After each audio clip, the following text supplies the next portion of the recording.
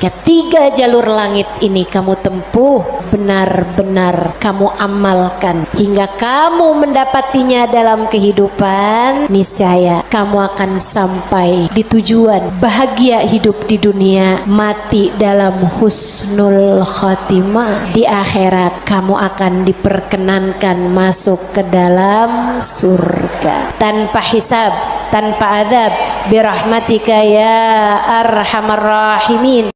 Assalamualaikum warahmatullahi wabarakatuh.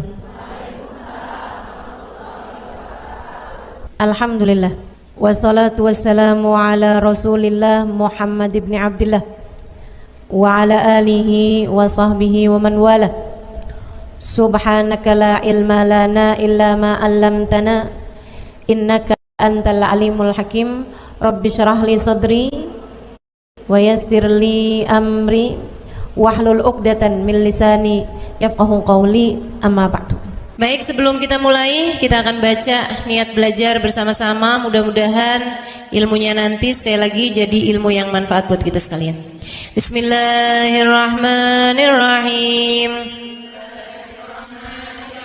Nawaitu ta'allum wa ta'lim wan naf'a wal intifa' wal mudzakarah wat tadhkir wal ifadah wal istifadah wal hidza 'ala tamassuk bi kitabillah wa sunnati rasulillah sallallahu alaihi wa alihi wasallam wa du'a ilal huda والدلالة على الخير ابتغاء مرضاته وقربه وثوابه وحسن الخاتمة مع اللطف والعافية وصلاح العاقبة برحمتك يا أرحم الراحمين. La hadratin Nabi Muhammad sallallahu alaihi wasallam wa alihi washabihi azwaji wa dzurriyyati wa ahli baiti wasallim wa jamil anbiya wal mursalin wal kulli ajma'in. Anna Allah yaghfiruhum wa yarhamuhum wa ya'li darajatihim fil jannah wa yanfa'una barakatihim wa asrarihim wa anwarihim wa ulumihim wa nafaatihim fid din wa dunya wal akhirah. Al-Fatihah, baca bersama-sama. A'udzu billahi minasyaitonir rajim. Bismillahirrahmanirrahim. Alhamdulillahi rabbil alamin. Ar-Rahmanir Rahim. Maliki yaumiddin. Iyyaka na'budu wa iyyaka nasta'in. Ihdinas siratal mustaqim. Siratal ladzina an'amta 'alaihim ghairil maghdubi 'alaihim waladdallin.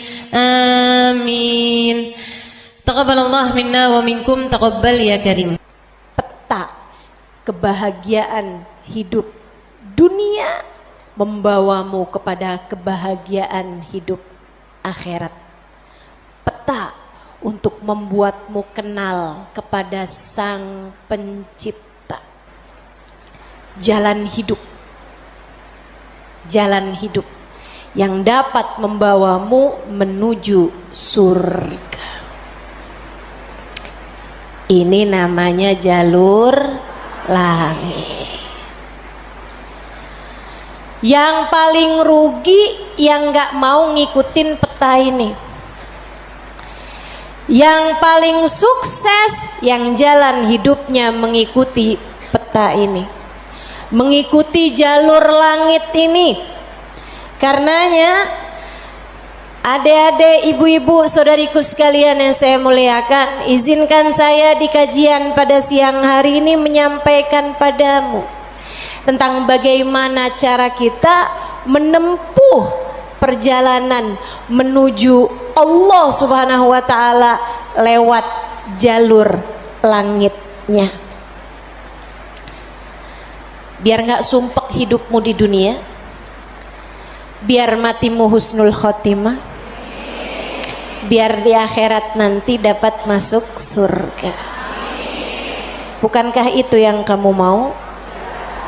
Bukankah itu yang kamu inginkan? Adik-adik, bukankah itu adalah cita-citamu? Betul?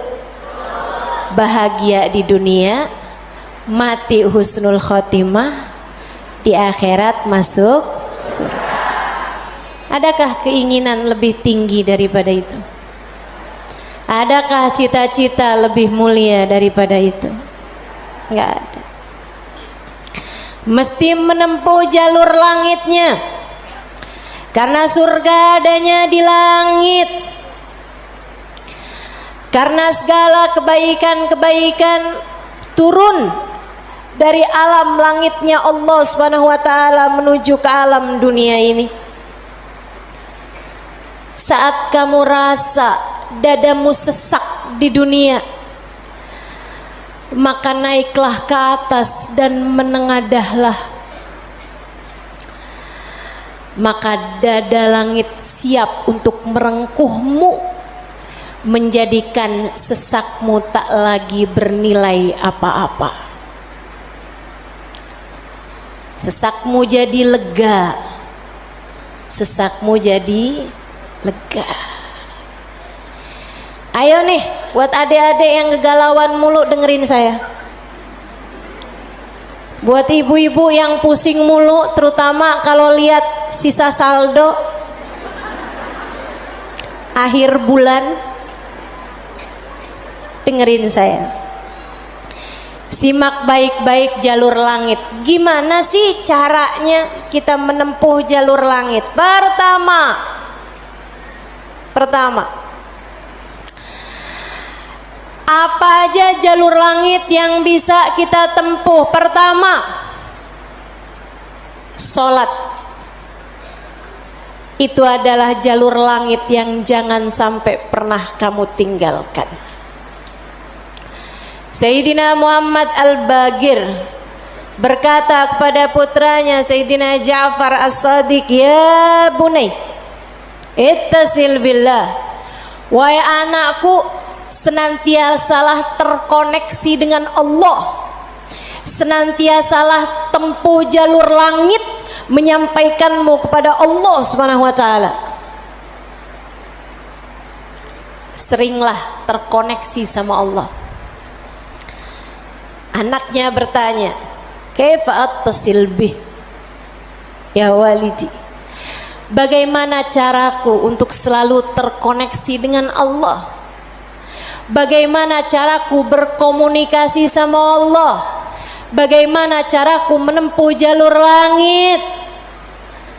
Ayahandanya berkata, kalau kamu ingin kamu berbicara dengan Allah, sholatlah. Kalau kamu ingin Allah berbicara kepadamu, bacalah Al-Quran. Jadi cara pertama tersambung sama Allah adalah sholat. Jangan tinggal sholat. Jangan tinggal sholat meski siapapun yang mengatakannya. Misalnya ada orang gelarnya apa kek, profesor, doktor, belakang namanya juga ada banyak. Ada banyak gelar-gelar SAG, sarjana alam gaib, misalnya gitu. Tapi sebenarnya apa SAG itu ya? Sarjana agama. Oh, maafkan saya ya.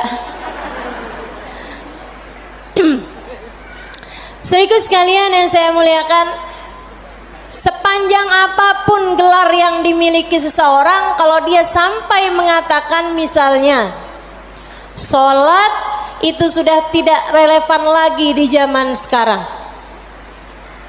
Agama ini semakin maju, karenanya makna sholat bukan seperti yang disampaikan para ulama. Misalnya dia ngomong begitu, sholat itu tujuannya mengingat Allah, aqimis sholata lidzikri. Kamu kalau udah bisa ingat Allah nggak pakai sholat, ya itu udah cukup sebagai sholat. Nah nih, hati-hati ucapan-ucapan yang tidak bertanggung jawab semacam ini.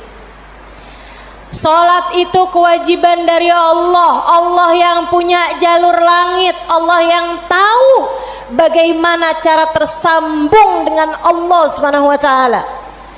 Dan Dia yang telah menamakan sholat sebagai sholat dari kata-kata wasala yasilu silatan, yang artinya adalah hubungan, tersambung. Orang yang punya sholat, menjaga sholatnya, dia akan senantiasa tersambung dengan Allah. Dia adalah orang-orang yang menjaga jalur langit. Komunikasi langitnya tetap tersambungkan. Jagain sholat. Dek, jagain. Tapi saya belum bisa khusyuk ustazah. Nggak apa-apa. Saya masalahnya kalau sholat suka ngelambiar pikiran kemana-mana ustazah. Sama. Saya juga. Sama. Tapi nggak apa-apa. Jangan pernah tinggal sholat. Imam Ghazali bahkan menyebutkan salah satu penyebab kematian dalam su'ul khatimah, salah satu penyebab iman tercabut dari dalam hati di saat kematian datang, naudzubillah min dzalik, nomor 1 tarkus shalah, meninggalkan salat. Tiang agama kita. Siapa yang salatnya benar, ibadahnya benar. Siapa yang ibadahnya benar, hidupnya benar. Siapa yang hidupnya benar, bakalan matinya benar. Siapa yang matinya benar, di akhirat dapat kehidupan yang menyenangkan. Karenanya mesti, harus, nomor 1 kamu benahi dalam hidupmu, jangan tinggal sholat. Sesibuk apapun kamu, sholat jangan tinggal, dek. Sedang mengerjakan aktivitas penting semacam apapun, sholat jangan pernah tinggal, bu. Jangan pernah tinggal sholat. Sebab orang kalau lagi ninggal sholat, bukan hanya karena dia nggak mau sholat, tapi karena dia tidak diizinkan Allah untuk menghadap kepadanya, telah diputuskan jalur antara dia dengan Allah Subhanahu wa taala. Naudzubillah min dzalik, jalur langit telah terputus darinya. Itu kayak punya HP tapi nggak ada sinyal, nggak bisa dibikin apa-apa HP-nya. Punya HP nggak ada sinyalnya, bu, nggak ada kartunya, mau dipakai apaan? Mau dipakai ngulek sambel? Ya kan enggak gitu. Karenanya teman-teman sekalian, sholat jangan tinggal. Kamu kalau dibikin sama Allah dalam hidup nggak ngerjain sholat, kamu perlu menangisi hal tersebut. Kenapa gitu? Saya sering sampaikan, orang ketika sholat bukan hanya karena dia mau sholat, akan tetapi karena dia masih punya nilai di sisi Allah, sehingga Allah masih izin. Allah kalau benci sama satu makhluknya, sama seorang hambanya, Allah nggak akan izinkan orang tersebut menghadapkan dirinya kepada Allah dalam sholatnya. Dia kirain dia yang nggak mau sholat, padahal Allah yang nggak mau dia menghadap kepadanya. Telah diputus jalur antara dia dengan Allah Subhanahu wa ta'ala. Na'udzubillah min dzalik. Ada yang nanya sama saya, Ustazah, saya nih kan lagi belanja nih Ustazah, kan sibuk tuh kan. Belanja di mana? Di mall saja. boleh nggak Ustazah saya jamak sholat saya? Lah ngemol di jamak sholat agak nih. Belanja ke pasar, sholat udah sampai di jamak-jamak. Innalillahi. Boleh nggak Ustazah? Nggak boleh lah. Yang boleh jamak sholat itu kalau bepergian, itu pun juga dengan jarak keluar kota 82 km.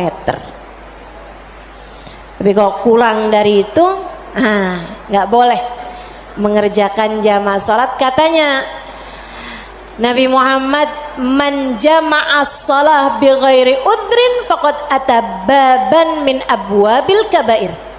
Siapa yang suka ngumpulin sholat, jamaah sholat tanpa ada alasan yang dibenarkan, dia sedang mendatangi salah satu pintu dari pintu-pintu dosa-dosa besar.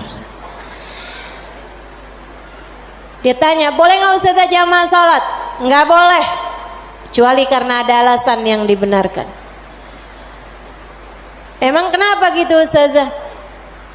Kamu kalau kepengen hidup dipentingkan sama Allah, maka kamu harus mementingkan Allah. Sholat adalah gambaran tentang kamu mementingkan Allah, maka insya Allah hidupmu akan dipentingkan oleh Allah. Jalur langit yang pertama adalah sholat. Makanya ada orang yang sholatnya khusyuk-khusyuk, ada orang yang sholatnya panjang-panjang. Tuh guru-guru saya tuh sholatnya panjang-panjang, terutama sholat sunnah. Kalau sholat fardu ringan-ringan aja, karena beliau mengerjakan sholat fardunya berjamaah jadi imam. Nah itu katanya Nabi Muhammad, kalau kamu sholat jadi imam jangan jang. Tapi kalau kamu sholat sendirian, silahkan mau panjang kayak gimana pun silahkan balik. Kalau sholat jadi imam, Bismillahirrahmanirrahim. Jadi imam, Bismillahirrahmanirrahim. Jadi imam. Diran sholat sendirian, Bismillahirrahmanirrahim. Jalur langit yang indah, jangan pernah jadikan doa hanya sekedar, sebab doa adalah semua yang kamu perlukan. Bu, Kak, Dek, Nak, dengerin saya. Kamu yang sekarang adalah hasil dari doa-doamu di masa lalu. Coba liatin dirimu itu. Kamu yang sekarang adalah hasil dari doa-doamu di masa lalu. Orang-orang besar yang kamu lihat sekarang ini adalah hasil dari doa-doanya di masa-masa lalu. Oh, kamu lihat, orang itu pinter banget ya. Adalah karena di masa dulunya, di masa kecilnya, di masa remajanya, ia selalu mengangkat tangan untuk minta dari Allah Subhanahu wa taala, Rabbi zidni ilman nafi'a. Ya Allah, tambahkanlah untukku ilmu yang bermanfaat. Ya Allah, ajarkanlah kepadaku ilmu-Mu. Ia selalu minta kepada Allah Subhanahu wa taala ilmu, sehingga Allah pun memberi kepadanya ilmu. Siapapun yang kamu kenal, orang-orang hebat-hebat yang ada di sekitarmu, itu adalah hasil dari doa-doanya di masa-masa lalu. Tinggal kamu lihat dirimu itu. Kamu pengen jadi kayak gimana? Tempuhlah jalur langit dengan perbanyaklah berdoa. Dan itu bukan hanya urusan dunia, urusan akhirat lebih jelas lagi.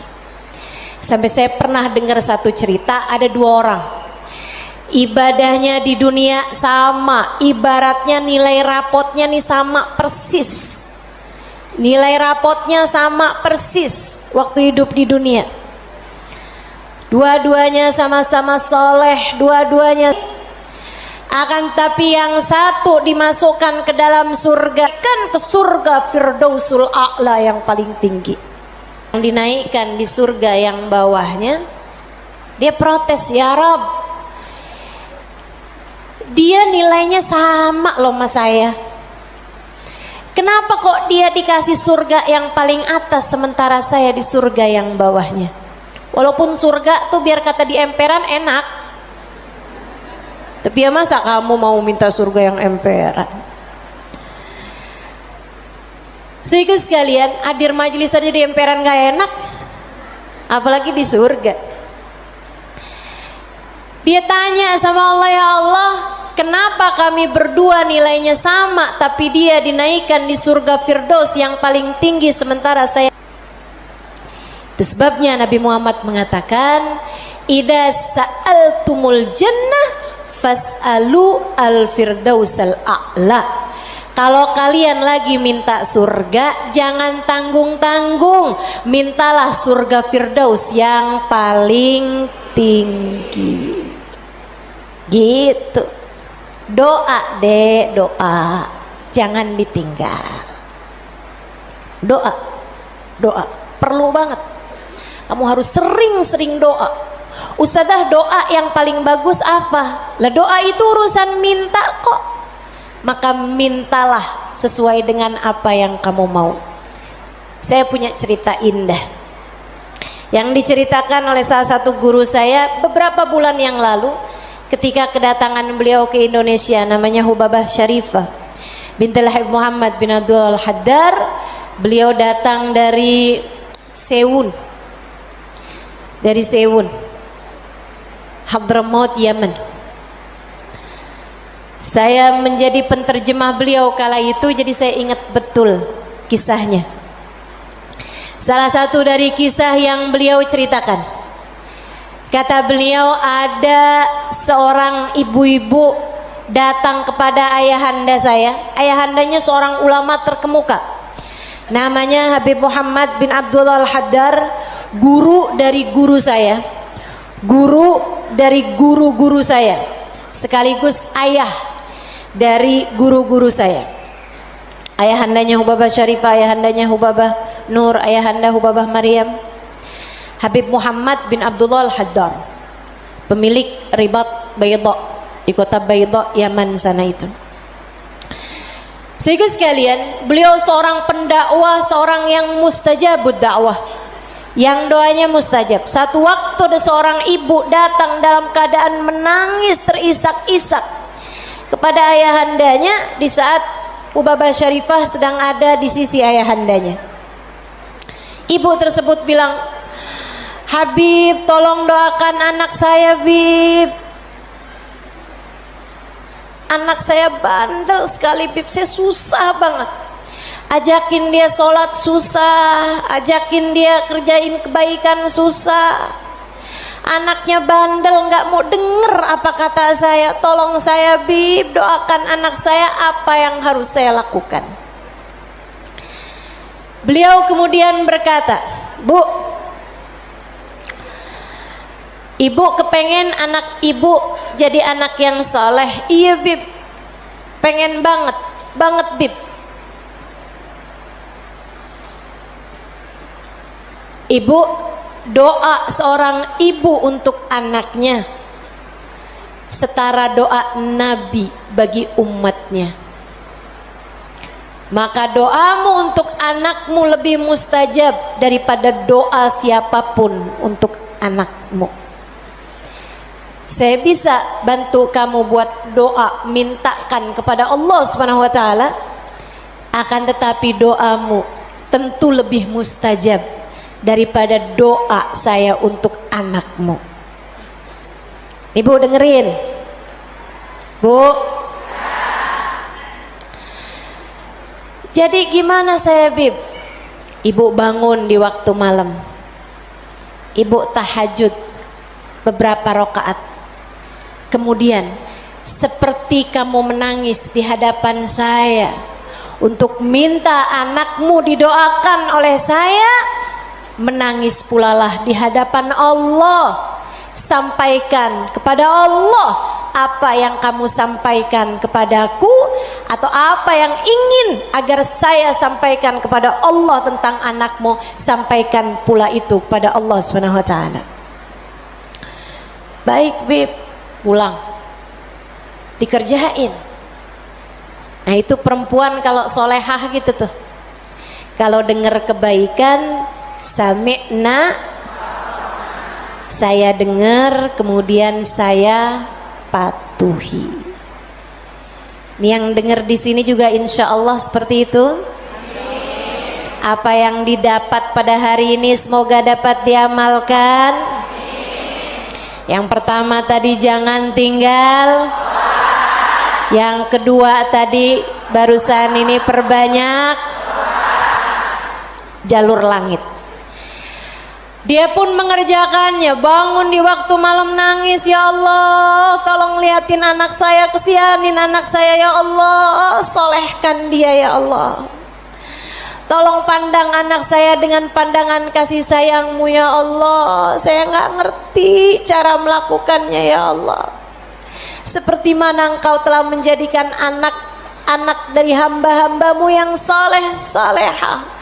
Kau jaga mereka, jaga pula lah anakku ya Allah, jauhkan dari segala dosa-dosa, jauhkan dari segala kejahatan-kejahatan, tolong jaga anak saya ya Allah. Terus didoain anaknya, didoain anaknya, doain anaknya, malam demi malam, malam demi malam. Dan Bu, Kak, Dek, Nak, doa itu bukan instan. Doa itu tidak seperti kamu nyeplok telur sekarang mateng sekarang, enggak gitu. Enggak gitu. Doa itu Allah mau lihat kesungguhan hatimu dalam meminta. Perlu waktu yang sering kali tidak sebentar, sebab Allah mau melihat kesungguh-sungguhanmu. Karenanya kalau doamu belum diijabah, jangan menyerah.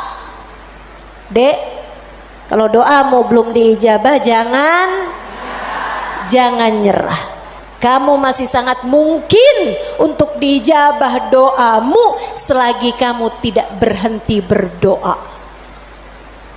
Ingat-ingat ucapan saya.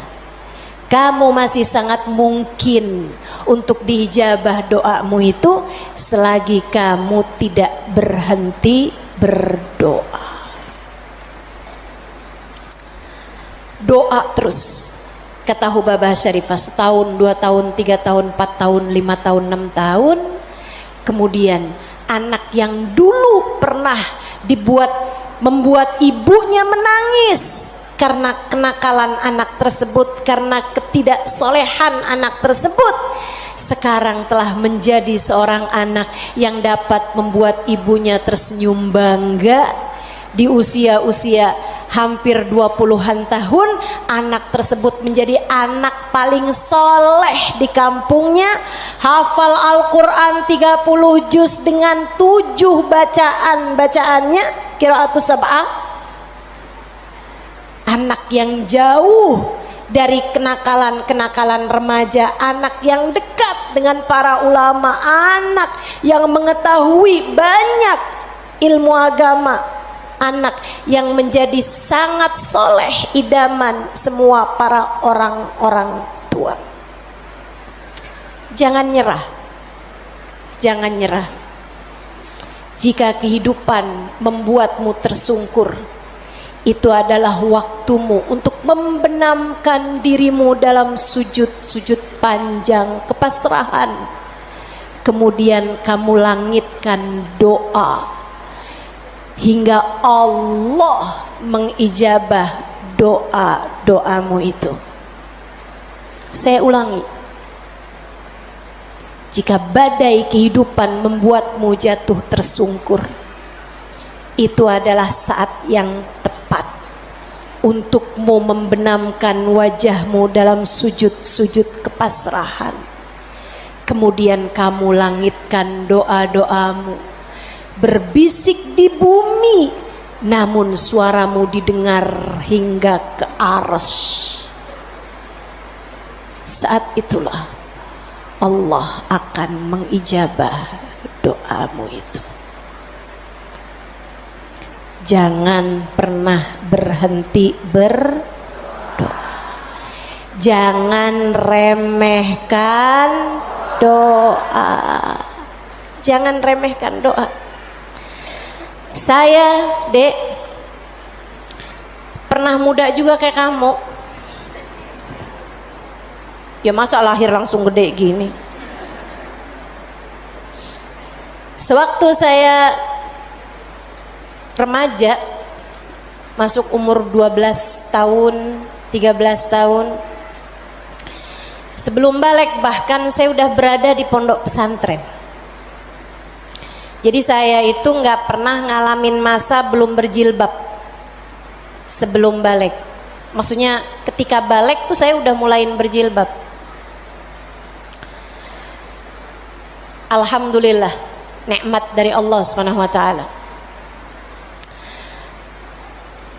Adik-adik saudaraku sekalian, saat saya kecil, saya ada di pondok-pondok pesantren, saya mulai kenal ustadz-ustadz, ustadzah-ustadzah, ulama-ulama yang membuat saya jatuh cinta dengan ilmu agama.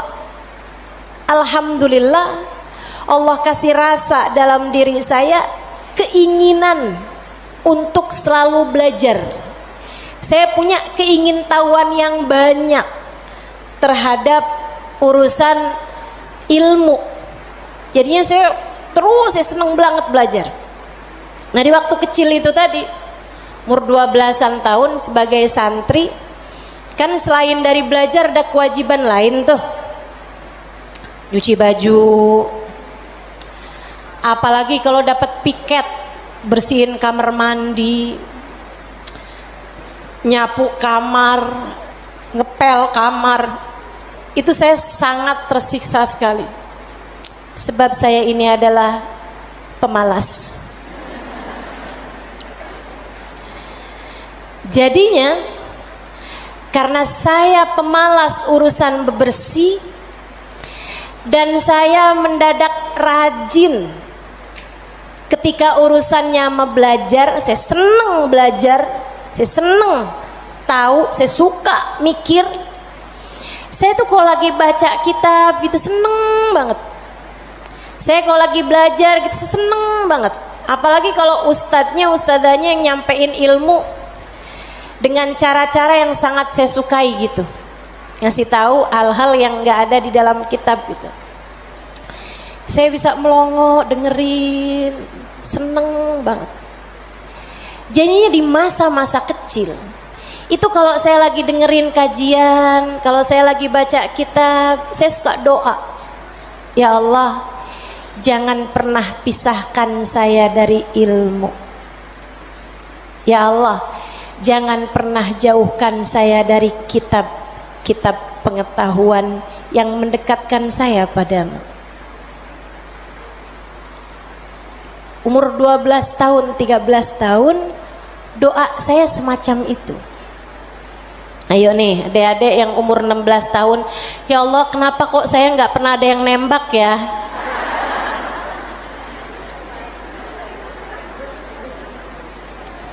Kata Allah, ya karena aku sayang padamu, karena aku berkehendak untuk menjagamu gitu.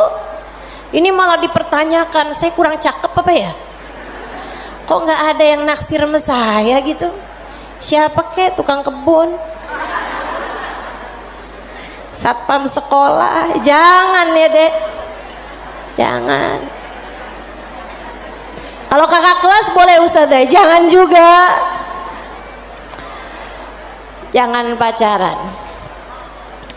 Adik-adik saudaraku sekalian, sebaliknya ketika saya mulain, kalau saya lagi nyapu, saya lagi nyuci baju, apalagi kalau saya udah mulain harus nyikat kamar mandi, rasanya saya keberatan sekali. Saya sambilan nyikat kamar mandi sambil doa, ya Allah yang beginian saya nggak usah dikasih dong. Ya Allah selamatkan saya dari hal-hal yang semacam ini. Alhamdulillah, alhamdulillah. Saya habisnya itu juga mondok-mondok pesantren, tapi bisa dihitung dengan jari waktu waktunya di mana saya harus nyuci baju, di mana saya harus ngepel, di mana harus nyapu gitu. Kayak alhamdulillah, saya punya banyak orang-orang yang mau mengerjakannya buat saya. Alhamdulillah. Allah bakal kasih. Kata Allah Subhanahu wa taala, "Ud'uni astajib lakum." Mintalah kepadaku, niscaya akan aku ijabah. Minta, doa, jangan berhenti berdoa. Ayo adik-adik, kamu punya panjang masa depan insyaallah. Umurmu mudah-mudahan masih tersisa panjang insyaallah. Jangan sesali dengan di masa tua kamu enggak dikasih hal-hal besar dalam kehidupan karena kamu tidak pernah memintanya kepada Allah. Minta, ya Allah, pandanglah aku dengan pandangan kasih sayang-Mu. Ya Allah, seperti mana Engkau menjaga hamba-hamba-Mu yang soleh-solehah, tolong jaga saya juga ya Allah. Dek, minta sama Allah. Saya serius berkata padamu, dengarkan saya. Saya menyampaikan nasihat sebagai orang tua kepadamu, Dek, kepadamu nak. Minta sama Allah, yang dekat sama Allah. Karena kalau kamu merasa, kok saya punya orang tua nggak terlalu sayang ya sama saya, kamu tahu nggak kenapa dalam hidup kamu seringkali merasa bahwa orang tuamu nggak cukup sayang sama kamu, guru-gurumu sepertinya nggak sayang sama kamu. Saya kasih tahu, saat Allah membuat hatimu patah dari berharap kepada manusia, itu adalah cara Allah untuk mengenalkan kasih sayangnya yang tak terbatas padamu. Dekatilah Allah. Orang lain mungkin merasa bosan denganmu, tapi Allah tidak. Allah tidak. Allah tidak akan bosan denganmu kecuali jika kamu yang bosan dengannya. Allah tak akan meninggalkanmu kecuali jika kamu yang meninggalkan Allah. Maka atas nama cinta saya sampaikan padamu, Dek, dengerin saya. Bu, dengerin saya. Atas nama cinta saya sampaikan padamu, jangan pernah tinggal Allah. Yang dekat sama Allah, mintalah terus kepada Allah. Mintalah terus kepada Allah. Minta pandangan kasih sayangnya tertuju padamu. Minta Rahman Rahimnya, rahmatnya Allah kasih kepadamu. Minta agar dalam keadaan apapun Allah tak pernah berhenti menyayangimu. Mintalah, mintalah permintaan yang tak akan pernah kamu sesali. Gak usah minta, ya Allah, jangan biarkan orang tua saya meninggalkan saya. Gak usah, gak usah. Kamu Bu, jangan minta, ya Allah, jangan biarkan hati suami saya berpaling dari saya. Kamu mau minta juga terserah. Tapi yang saya sampaikan padamu adalah bahwa hal yang semacam itu bisa kamu syukuri, bisa pula kamu sesali. Akan tetapi kalau kamu tidak ditinggalkan oleh Allah, sampai kapanpun tidak akan pernah kamu sesali, insya Allah. Jadi jalur langit yang harus kamu tempuh, yang pertama adalah, yang kedua adalah, yang ketiga adalah cinta kepada baginda Nabi besar Muhammad. Dan semua orang-orang yang menyampaikanmu kepada jalur langit, jangan putus hubungan dengan orang-orang soleh. dengan para ulama Allah Subhanahu wa taala. Saya akan sampaikan 5 menit lagi, kemudian kita akan segera akhiri majelis ini. Saudaraku sekalian yang saya muliakan, yang pertama jangan tinggal sholat, yang kedua jangan tinggal doa, jalur langit yang ketiga yang harus saya sampaikan padamu adalah milikilah guru yang dapat menyampaikanmu kepada Allah. Milikilah jalur langit yang dapat menyampaikanmu kepada Allah. Cintai orang-orang soleh di atasmu hingga mereka menyampaikanmu kepada Nabi Muhammad. Kemudian Nabi Muhammad menyampaikanmu kepada Allah. Beliaulah tali Allah Subhanahu wa taala.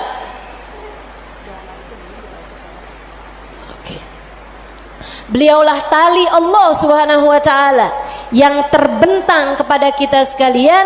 Mudah-mudahan Allah Subhanahu wa taala senantiasa menyampaikan kita kepada Allah Subhanahu wa taala lewat jalur langit yang benar, jalurnya baginda kita Nabi besar Muhammad sallallahu alaihi wa ala alihi wasallam, manusia yang paling penuh kasih kepadamu. Andai kamu tahu seperti apa sayangnya Nabi Muhammad kepadamu, niscaya air matamu akan senantiasa meleleh karena rindu padanya. Andai kamu tahu seperti apa cintanya Nabi Muhammad kepadamu sebagai umatnya, niscaya kamu akan menyibukkan dirimu bersolawat kepadanya, dan itu adalah merupakan salah satu dari tangga-tangga yang mendekatkanmu padanya. Andai kamu tahu seperti apa cintanya Nabi Muhammad dan pengorbanannya kepadamu, niscaya kamu tak akan berharap cinta manusia selain daripada cinta Nabi Muhammad sallallahu alaihi wasallam. Maka 3 jalur langit ini kalau kamu tempuh, kamu tidak akan pernah tersesat jalan. Kamu akan sampai di tujuan. Peta kehidupannya menjadi terbaca dan kamu akan melangkah tanpa keraguan.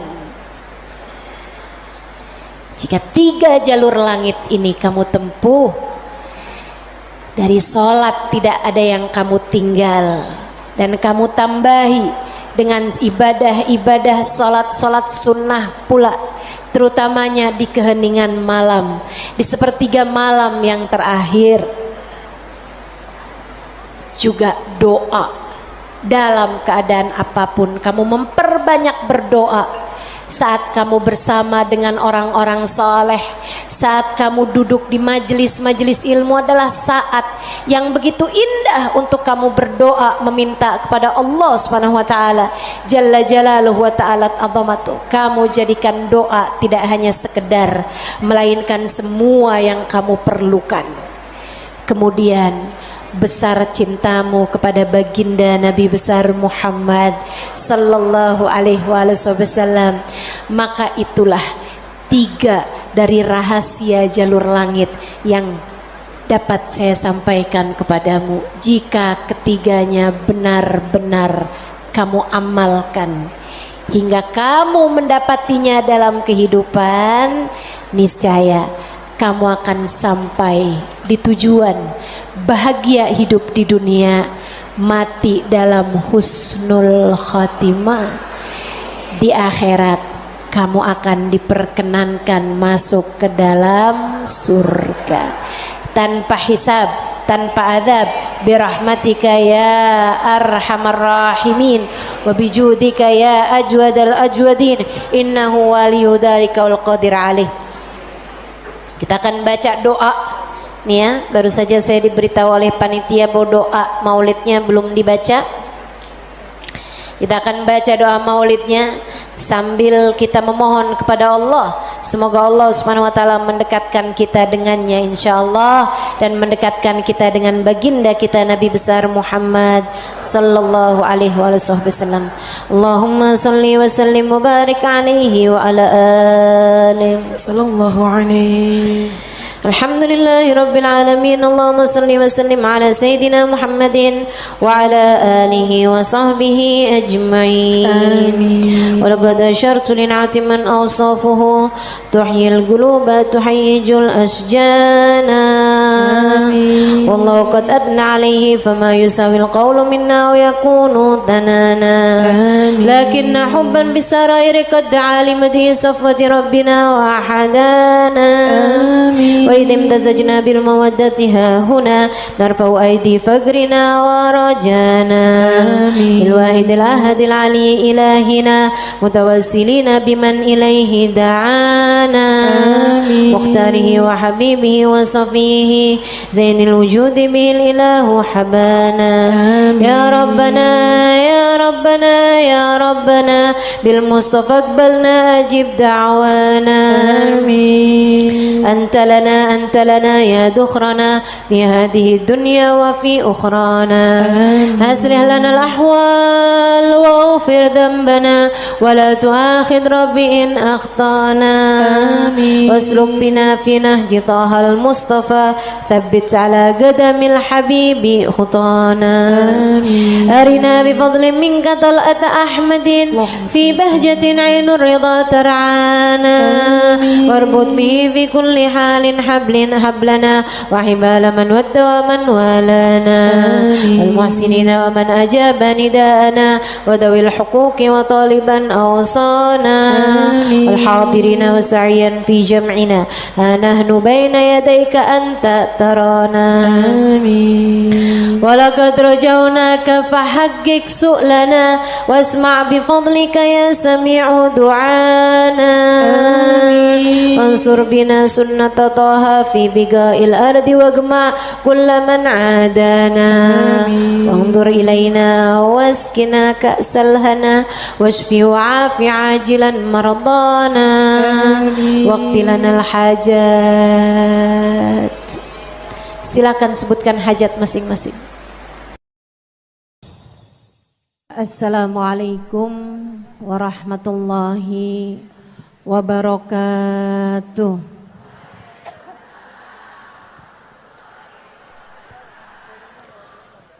Alhamdulillah.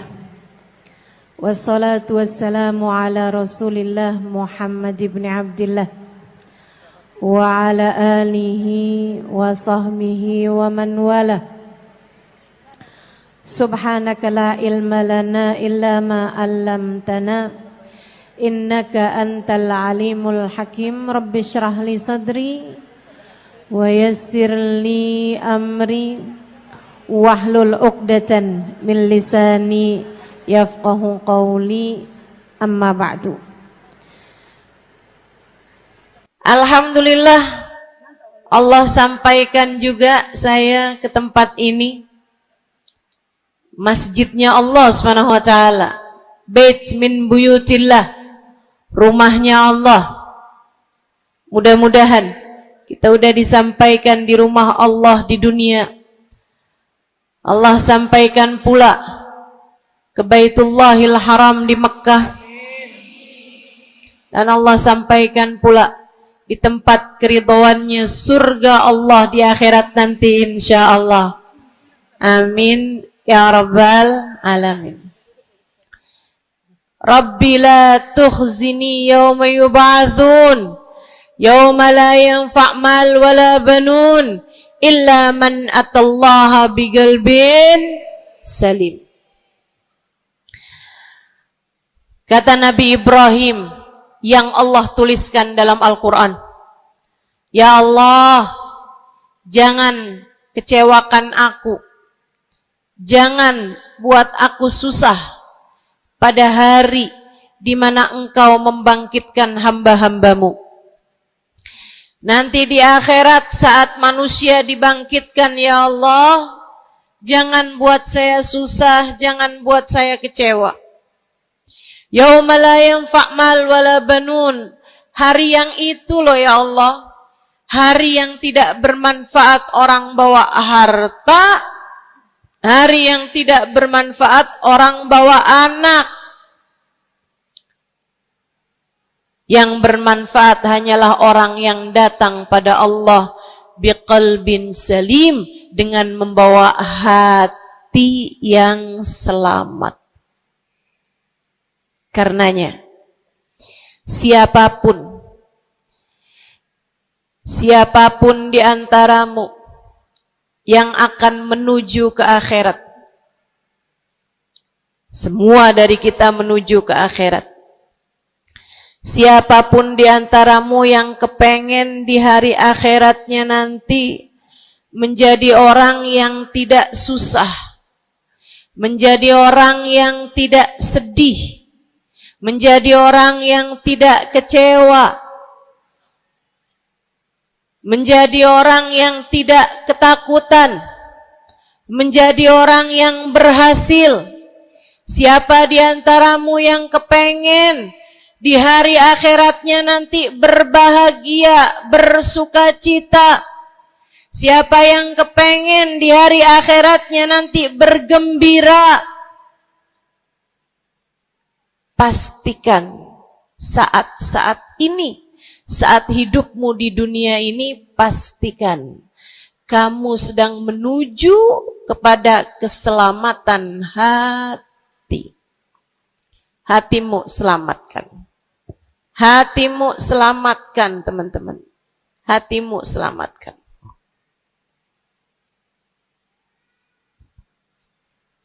Semoga Allah karuniakan kepada kita selamatnya hati, insya Allah. Amin. Semoga Allah menyelamatkan hati kita semua. Semoga Allah menyelamatkan hati kita semua. Nabi kita Muhammad menyebutkan dalam salah satu hadisnya,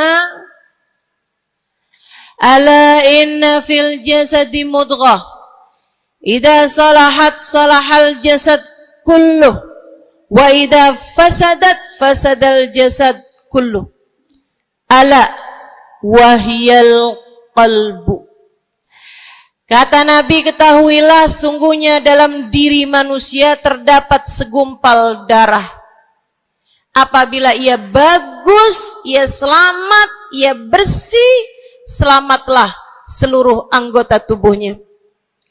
Apabila ia rusak, ia hancur, ia gelap, ia mati, maka hancur pulalah seluruh anggota tubuhnya. Ala wahiyal qalbu, ketahuilah segumpal darah tersebut bernama hati. Maka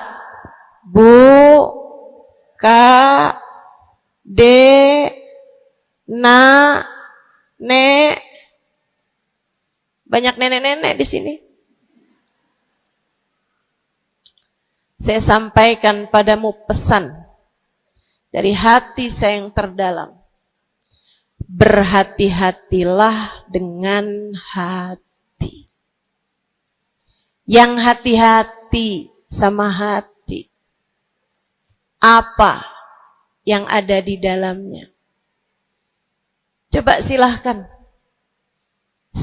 kamu pikirkan nih, kondisi hati saya ini kayak apa. Kita kalau badan lebih gampang ngerasainnya.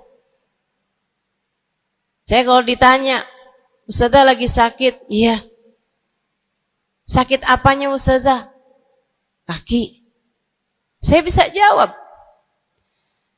Tapi kalau kamu ditanya misalnya, gimana kabar hati kamu?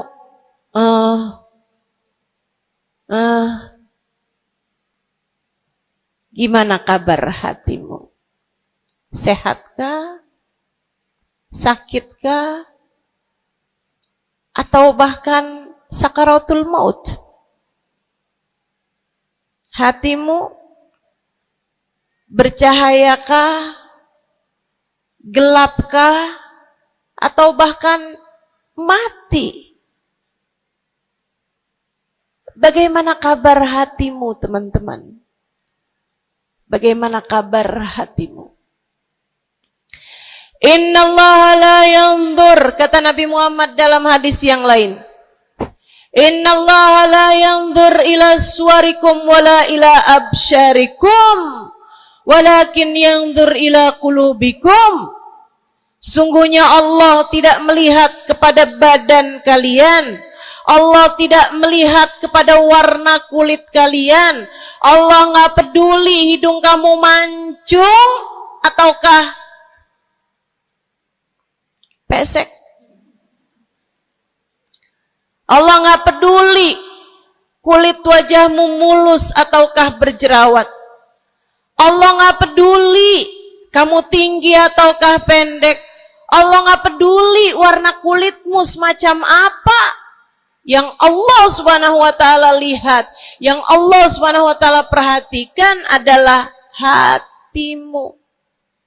Adakah ia mulus? Adakah ia penuh dengan penyakit-penyakit? Yang Allah pandang darimu adalah hatimu. Nih, sekarang saat kamu duduk sama rata di tempat ini, teman-teman. Meskipun ada yang lebih tinggi, ada yang lebih rendah, tapi kita duduk nih sama-sama di tempat ini nih. Nilaimu di mata Allah bukan seberapa dekat jarak antaramu dengan saya. Nilaimu di mata Allah bahkan bukan bergantung dari jam berapa kamu datang. Ketika kamu sama rata duduk di tempat ini, yang Allah pandang darimu adalah hatimu. Sedang berada di manakah saat ini? Yang duduk di tempat ini sembari mikirin ntar pulang enaknya makan apa ya?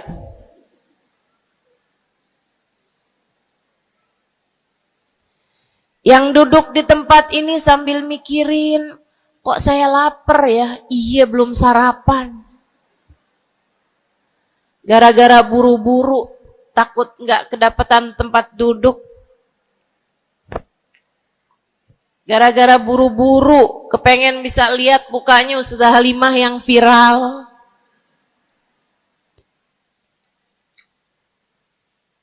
Hatimu.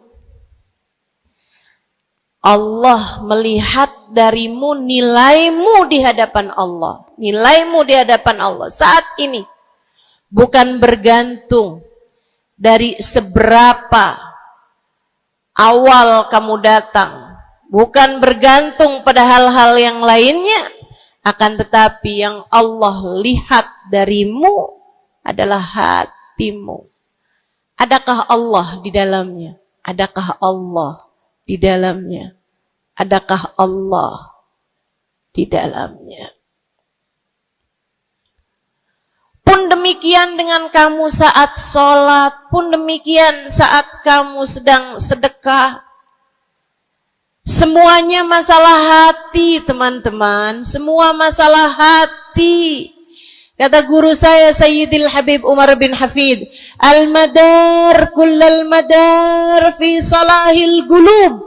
Urusan segala urusan, sumber segala macam urusan, dasar segala macam urusan ada pada bagusnya hati. Kalau udah hatinya bagus, bagus semuanya. Kalau udah hatinya busuk, busuklah semuanya. Semoga Allah selamatkan kita dari busuknya hati. Semoga Allah selamatkan kita dari busuknya hati. Amin ya Rabbal Alamin. Dunia, akhirat, masalah semuanya ada pada hati. Karenanya yuk kita bahas gimana sih caranya nyelamatin hati. Yang pertama, kalau kamu pengen tahu caranya nyelamatin hatimu, yang pertama,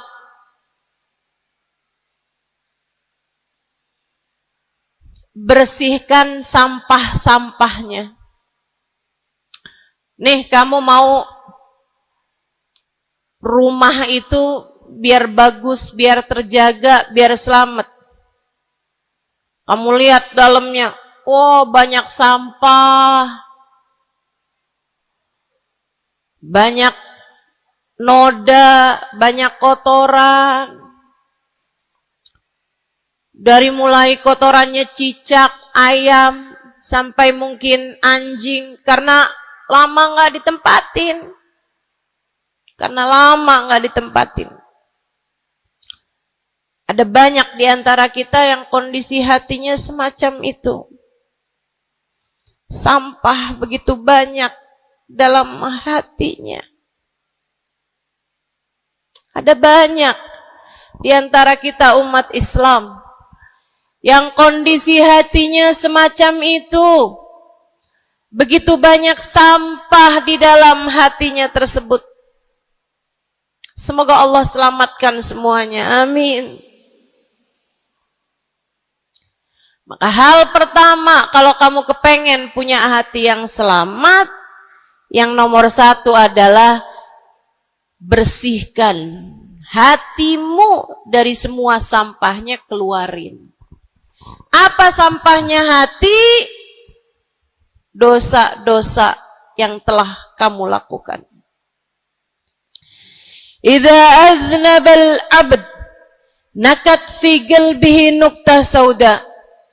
Kata baginda kita Nabi besar Muhammad, idza aznabal abd, ketika seorang hamba mengerjakan dosa, tertorehlah di dalam hatinya satu titik hitam. Sampahnya hati. Kamu tiap kali bikin dosa, dosa apa aja? Bukan hanya dosa besar, zina, bukan hanya dosa besar, minum minuman keras atau narkoba, bukan hanya dosa besar, judi atau riba, bukan hanya dosa-dosa besar. Kalau itu titik hitam yang sangat besar tertoreh di dalam hatimu itu. Bahkan dosa-dosa kecil, sekedar marah-marah sama suami atau ngambil uang suami.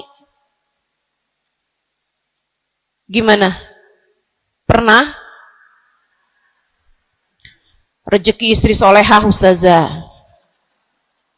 Lagi mau nyuci, kelihatan, alhamdulillah. Emang haram ya ustazah? Ya haram, bukan punya kamu. Kan katanya ada hak istri dalam harta suami. Iya betul kalau dia kasih. Kalau dia kasih, kalau nggak kasih, nggak halal juga. Bahkan dosa-dosa kecil, seperti melihat tetangga, terus kamu bilang, ya ampun, cakep banget ya. Nyesel saya nggak kawin sama dia.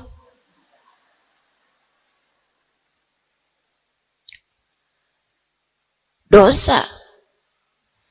Seperti memandang seseorang dengan pandangan menghina. Seperti membicarakan aib orang lain. Setiap kali kamu berbuat dosa, apapun bentuk dosanya, satu titik hitam tertoreh di dalam hatimu itu. Ini istighfar wa tab. Musih. Kalau dia beristighfar, kalau dia bertaubat, dihapuslah titik hitam tersebut. Wa illa, kalau enggak, ya tetap aja ada. Kamu bikin dosa lagi, bikin dosa lagi, bikin dosa lagi, bikin dosa lagi. Enggak pernah istighfar, enggak pernah memperbaiki diri. Aurat tidak kamu tutup dengan baik. Sehingga akhirnya setiap kali kamu keluar dilihat oleh laki-laki yang bukan mahrammu. Satu titik hitam, satu titik hitam, satu titik hitam. Sampai terkadang hati seseorang dipenuhi dengan titik-titik hitam. Hatinya menjadi legam. Hatinya menjadi penuh dengan titik-titik hitam. Semakin bertambah lagi, jadilah karat. Jadilah karat. Kalau udah jadi karat, na'udzubillah. Ini yang Allah sebutkan di dalam Al-Quran. Kata Allah, kalla, a'udzubillahi minasyaitonirrajim, kalla, bal rana ala qulubihim bima kanu yaksibun, kalla, innahum an rabbihim yawma idin lamahjubun. Kalla, kata Allah, balran, ada karat di dalam hati mereka, tersebab dosa yang menumpuk tanpa pernah dimohonkan ampunan. Kalla innahum an rabbihim yawma idzin lamahjubun. Orang kalau hidup bawa karat hasilnya apa? Orang kalau hidup bawa karatnya hati hasilnya apa ya Allah? Kalla innahum an rabbihim yawma idzin lamahjubun. Orang yang hatinya punya karat, pada hari tersebut ia akan terhalang dari Allah Tuhannya. Guru saya Sayyidil Habib Umar bin Hafid menyampaikan tafsir mengenai ayat ini. Kata Habib Umar bin Hafid, tidak mati dengan membawa iman. Orang yang hatinya penuh dengan karat, apabila datang ajal menjemput, iman tercerabut dari dalam hatinya, hingga ia pun mati, keluar dari atas muka bumi ini dengan tanpa membawa iman Islam. Dia keluar dari atas muka bumi ini bukan sebagai hamba Allah, bukan sebagai umat Nabi besar Muhammad sallallahu alaihi wa ala alihi wasallam. Dia meninggal dunia dalam keadaan su'ul khatimah. Na'udzubillah min dzalik. Jangan biarkan karat memenuhi hatimu. Jangan biarkan hatimu dosa-dosa yang telah kamu lakukan menjadi berkarat dalam hatimu itu. Saya kesian sama kamu. Enggak apa-apa. Hidup terus-terusan ngontrak, enggak apa-apa. Hidup enggak pernah punya kendaraan sendiri, enggak apa-apa. Enggak pernah punya HP yang canggih, enggak apa-apa. Saya hidup di atas muka bumi ini, enggak pernah ada yang datang melamar saya. Jadinya sampai di usia di atas 30-an tahun, saya masih menjomblo, Ustazah. Enggak apa-apa. Ustazah, saya udah menikah 10 tahun, belum ada anak juga, Ustazah. Enggak apa-apa. Ustazah, suami saya kawin lagi, Ustazah. Enggak apa-apa.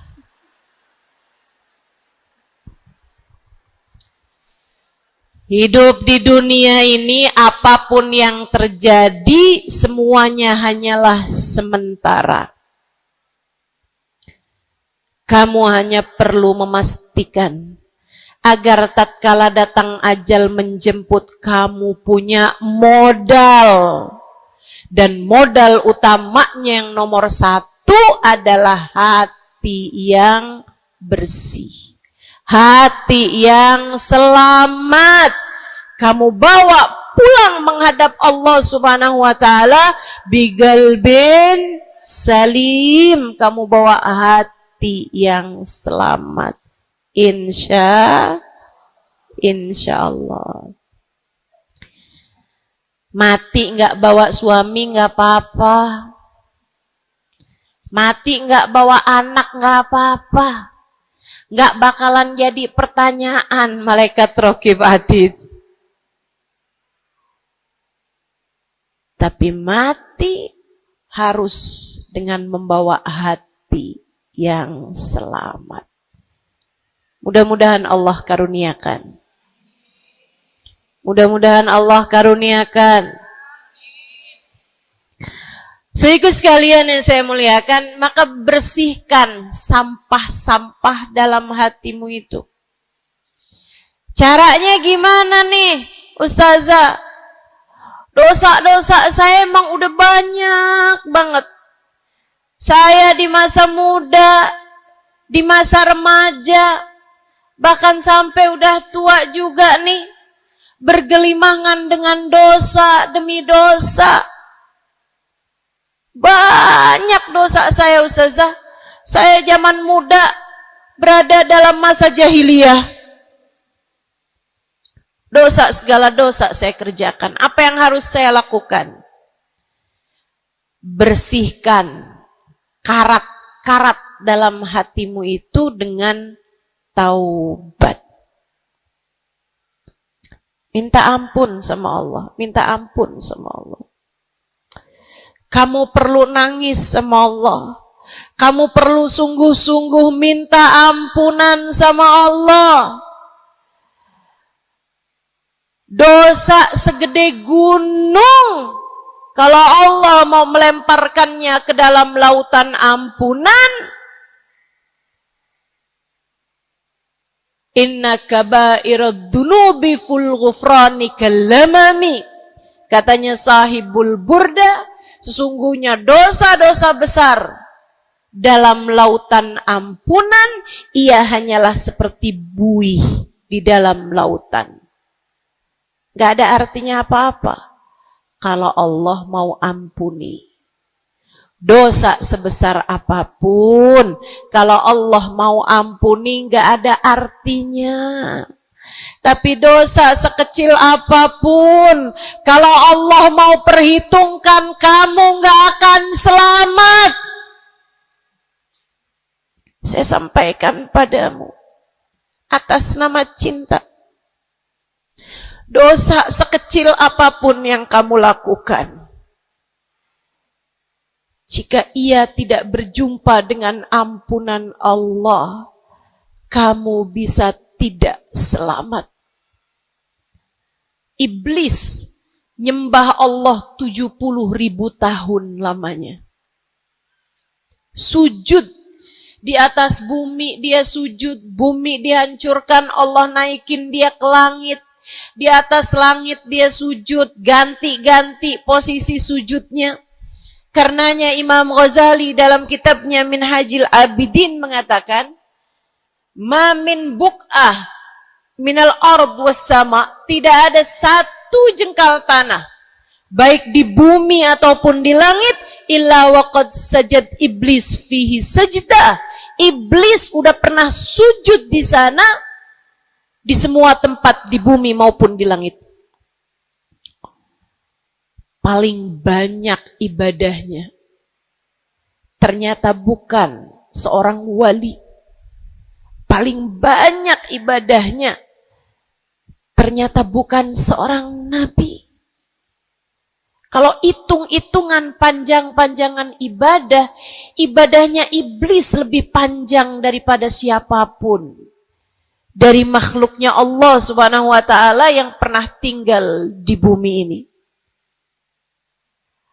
Akan tetapi dia nggak nurut. Iblis ibadah 70.000 tahun, nggak nurut sekali doang, sekali aja. Wa idh qulna lil malaikati isjudu li Adam fasajadu illa iblis. Ketika kami memerintahkan seluruh makhluk yang ada di langit, seluruh malaikat kami perintahkan, wahai malaikat-malaikatku, sujudlah kalian kepada Adam. Fasajadu, mereka semuanya sujud, illa iblis, kecuali iblis doang, tantang petenteng gak mau sujud. Allah tanya, ma manaka antas judali Adam id amartuk? Iblis, apa yang bikin kamu gak mau sujud kepada Adam padahal aku yang telah memerintahkanmu. Bukankah kamu selama ini sujud di bumi, di langit untuk menyembahku? Sekarang aku perintahkan padamu untuk sujud. Kenapa kamu nggak mau sujud padanya? Iblis nggak bilang, ya Allah, kan perintahnya tadi malaikat. Saya kan bukan malaikat ya Allah. Nggak gitu. Nggak gitu. Saudariku sekalian yang saya muliakan, bahkan iblis nggak bilang, males ya Allah saya sujud, lagi bisulan, misal. Enggak gitu juga. Makanya orang yang meninggalkan taat karena malas, karena bodoh misalnya, itu lebih dimaklumi teman-teman. Daripada yang kayak iblis ini nih. Ketika ditanya apa yang membuatmu gak mau sujud, wahai iblis, kepada Adam, iblis dengan pongahnya, dengan sombongnya mengatakan, ana khairun minhu, saya lebih baik daripada Adam. Khalaqtani min nar wa khalaqtahu min tin. Saya berasal dari api, sementara Adam berasal dari tanah. Tanah diinjak-injak ya Allah, sementara api begitu hebatnya. Fahbit minha fa innaka rajim. Kata Allah, kita yang taat sama dosa sama-sama baik.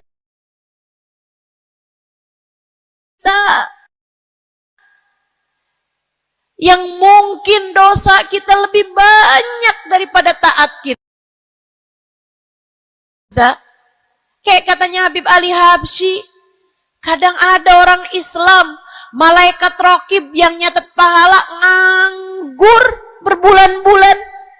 Sementara malaikat atid yang nyatetin dosa sibuk bener. Gimana dengan kita? Iblis hanya satu saja melanggar aturan Allah. Allah kemudian mewahyukan padanya, keluar kamu wahai iblis dari surgaku, sesungguhnya kamu terkutuk. Kamu, kalau Allah mau memperhitungkan satu saja dosa kamu, kamu nggak akan selamat. Saya sampaikan padamu, iya kamu, semua yang dengerin saya. Kalau Allah mau memperhitungkan satu saja dosamu, kamu nggak akan selamat. Kamu tidak akan selamat. Tapi kan saya anaknya Fulan bin Fulan. Tapi kan saya keturunannya Fulan bin Fulan. Tapi kan saya istrinya Fulan bin Fulan. Bu, Kak, Dek, Nak, nggak selamat siapapun kamu. Anaknya Nabi Nuh, nabinya Allah tenggelam. Pamannya Nabi Muhammad, paman baginda kita Nabi besar Muhammad, Abu Lahab, Allah tuliskan kehancurannya, kecelakaannya, kebinasaannya di dalam Al-Quran. Mau siapa yang kamu andalkan? Tapi kan saya udah banyak bikin taat, saya tiap malam bangun tahajud. Kamu nggak nyampe seujung kukunya ibadah iblis 70.000 tahun. 70.000 tahun. Sujud pada Allah Subhanahu wa taala di tiap jengkal tanah. Nih tanah yang sekarang kita jejak ini pernah dibikin sujud sama iblis. Waktu iblis tinggal di atas muka bumi ini. Tapi semuanya nggak manfaat. Kalau Allah mau memperhitungkan satu saja dosa hambanya, ia tidak akan selamat. Sebab Allah hanya mau menerima hati yang tidak ada sampah di dalamnya. Sebab hanya berkenan menerima hati yang tidak ada noda-noda di dalamnya. Sampah hatimu bersihkan, dosa-dosamu taubati, mintalah ampun kepada Allah, mintalah ampun kepada Allah. Bangunlah di waktu malam, mandilah dengan mandi taubat. Saat-saat mandimu kamu bilang dalam hatimu, ya Allah, sebagaimana air membersihkanku dari segala kotoran-kotoran di badanku, ya Allah, bersihkanlah dosa-dosaku dengan hujan ampunanmu. Kemudian sholatlah 2 rakaat, 4 rakaat, sholat taubat. Kemudian sesudahnya, mulailah kamu ingat dosa-dosamu. Mulailah kamu ingat dosa-dosamu. Dari sejak kamu balik sampai sekarang ini. Betapa ia telah menggunung, betapa ia telah melumuri dirimu itu, betapa ia telah menjadikan dirimu kotor. Kemudian ingatlah nikmat yang telah Allah SWT berikan, bahwa bersama dengan banyaknya dosa-dosamu, ia tak henti-henti memberikan kepadamu kenikmatan demi kenikmatan. Bahwa meski matamu berulang-ulang kau pandang yang haram dengannya, Allah masih membiarkan matamu dapat melihat. Betapa meskipun telingamu berulang-ulang kamu pakai untuk mendengarkan aib-aib orang, nyatanya sampai sekarang telingamu masih dapat mendengar. Betapa lisanmu, berapa banyak hati tersakiti dari lisanmu itu. Mertuamu kamu sakiti, suamimu kamu sakiti, anakmu bahkan kamu sakiti. Bodoh banget sih jadi anak. Astagfirullah, astagfirullah. Kamu kok bandel banget sih, mama nyesel punya anak kayak kamu. Astagfirullah.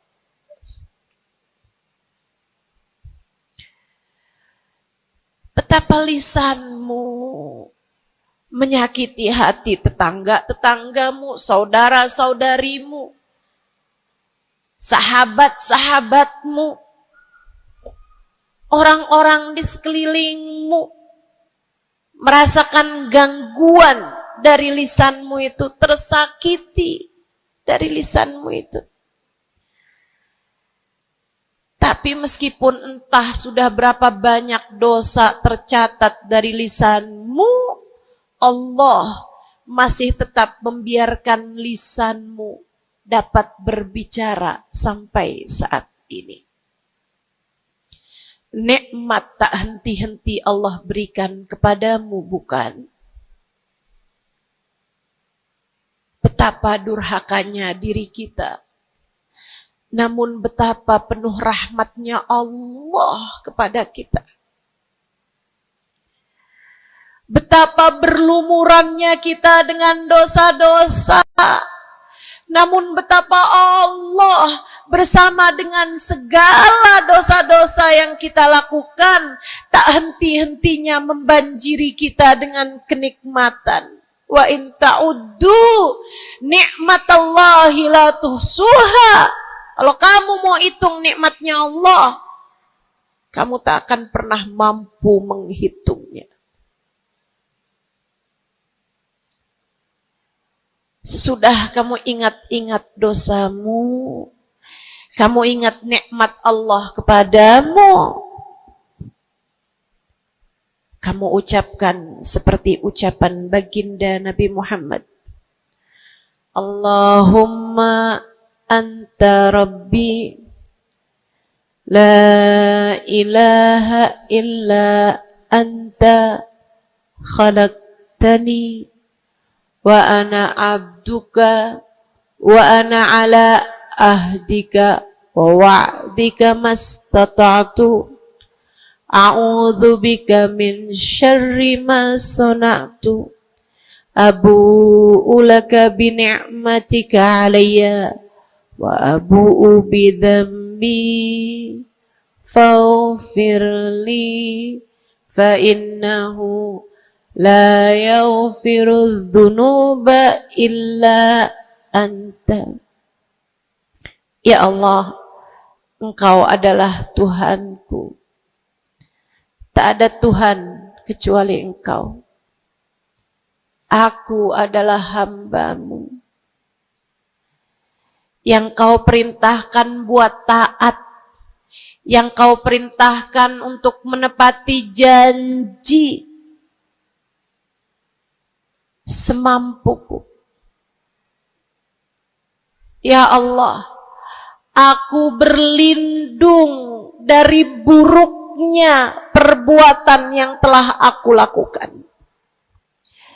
Begitu buruk, begitu jelek dosa yang telah aku perbuat padamu, ya Allah.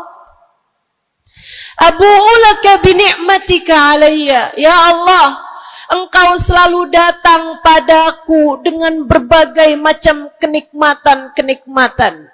Wa abu'u bi dzambi, sementara aku selalu datang padamu dengan dosa demi dosa. Faghfirli, ampunilah aku ya Allah. Fa innahu la yaghfiru dzunuba illa anta. Bukankah tak ada yang dapat mengampuni dosaku selain Engkau ya Allah. Minta ampun sama Allah. Minta ampun sama Allah. Yang serius, menangislah di hadapannya. Menangislah di hadapannya. Dalam keheningan malam saat tiada sesiapapun yang melihatmu. Jauhkan dulu apapun yang dapat membuatmu kehilangan konsentrasi. Jangan lagi khusyuk-khusyuk begitu tiba-tiba kedengaran suara Shopee.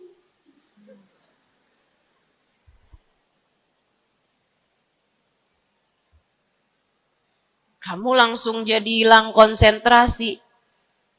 Yang mana nih ya?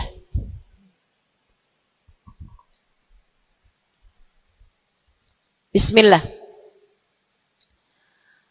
Kalau kamu pengen punya hati yang selamat, nomor 1 adalah taubat.